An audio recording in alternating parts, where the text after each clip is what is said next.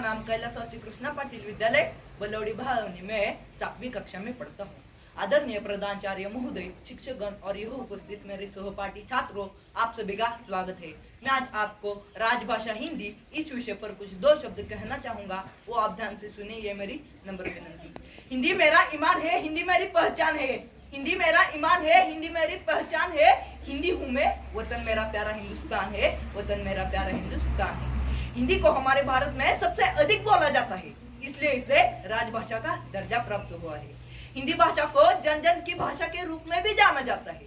बता दें कि हिंदी का इतिहास लगभग 1000 साल पुराना है। अपना भारत देश आजाद होने के बाद 14 सितंबर 1949 को संविधान सभा द्वारा यह निर्णय लिया गया कि हिंदी देश को देश की राजभाषा बना दी जाएगी। हिंदी देश को देश की राजभाषा बना दी जाएगी। मैं आपसे पूछना चाहूंगा, हिंदी क्या है? हिंदी एक ऐसी भाषा जिसे सबसे पहले हमने अपनी माँ से सीखी। हिंदी एक ऐसी भाषा जिससे हमने अपनी संस्कृति सीखी। हिंदी एक ऐसी भाषा जिससे हमने अपनी पढ़ाई की और हिंदी एक ऐसी भाषा जो हमारे मन को गर्व से भर देती है। लेकिन हिंदी अब धीरे धीरे विलुप्त होती जा रही है, उसका पतन होते जा रहा है। इसलिए मैं एक शायरी बोलना चाहूंगा। हिंदी हमारी पहचान है, हिंदी से ही सम्मान है। हिंदी हमारी पहचान है, हिंदी से ही सम्मान है। क्यों तुले हो इसे मिटाने में, इससे ही तो आन बान और शान है, इसे ही तो आन बान और शान है। हम बार बार यह कहते हैं कि मुझे हिंदी नहीं आती।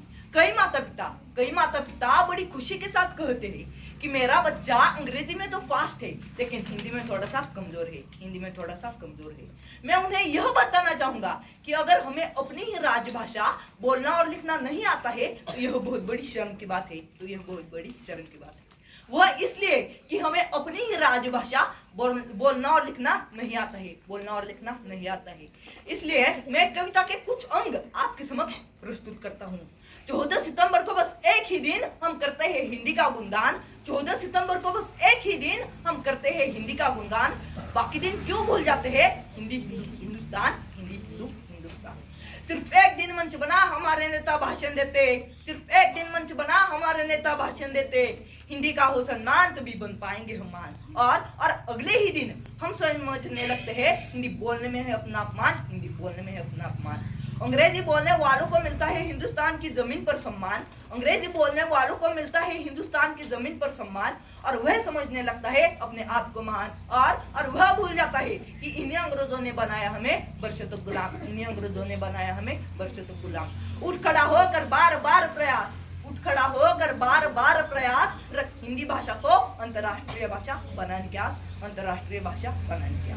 आज हम हिंदी भाषा को अपनी जुबान पर लाने से डरते हैं। क्यों? सिर्फ इसलिए कि अगर हमने गुड मॉर्निंग की जगह सुप्रभात बोल दिया तो हम छोटे हो जाएंगे। और ऐसा भी कहा जाता है कि राम जैसा पुत्र नहीं, हनुमान जैसा सेवक नहीं, सीता जैसी नारी नहीं, भरत जैसा भाई नहीं, और भारत जैसा देश नहीं, हिंदी जैसी भाषा नहीं।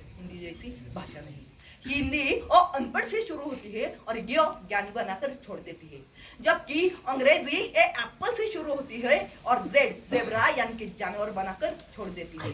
जाते जाते अंत में बस इतना ही कहना चाहूंगा कि भाषा व्यक्ति को जोड़ती है। व्यक्ति को जोड़ने से परिवार बनता है, परिवारों के जुटने से समाज बनता है, समाज से गांव, गांव से शहर, शहरों से महानगर और महानगरों से ही देश बनता है। इस प्रकार देश के विकास में इस जुड़ाव का मजबूत होना बहुत आवश्यक है। खास तौर पर यह जुड़ाव भाषा के माध्यम से ही मजबूत हो सकता है, क्योंकि हमारे भारत देश में सबसे ज्यादा बोली जाने वाली भाषा हिंदी है। धन्यवाद। जय हिंद। मित्रांनो, नवीन व्हिडिओ पाहण्यासाठी DK कांबळे यूट्यूब चॅनलला प्लीज सबस्क्राईब करा, लाईक करा व शेअर करा आणि बेल आयकॉन दाबायला विसरू नका। थँक्यू.